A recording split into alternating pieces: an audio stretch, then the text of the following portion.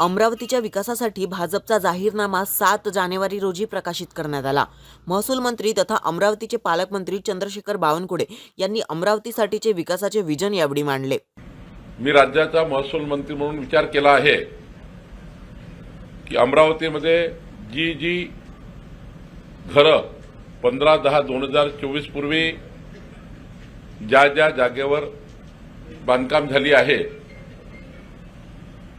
पण तुकडेबंदी कायद्याच्या बळगा असल्यामुळं त्या घरांना त्यांचं प्रॉपर्टी कार्ड देता आलं नाही, रजिस्ट्री करता आली नाही, घरं नियमितीकरण करता आले नाही, लेआउटमध्ये घरं बांधले पण लेआउट नियमित नाही, कोणी आलं कोणी लेआउट टाकलं कसंही टाकलं, लोक फसवून चालले गेले। या सर्व घरमालकांना सुरक्षित करण्यासाठी आम्ही आता तुकडेबंदी कायदा निरस्त केला आहे। या जाहीरनाम्यात विकास, रोजगार, शेतकरी कल्याण आणि पायाभूत सुविधांवर विशेष भर देण्यात आला।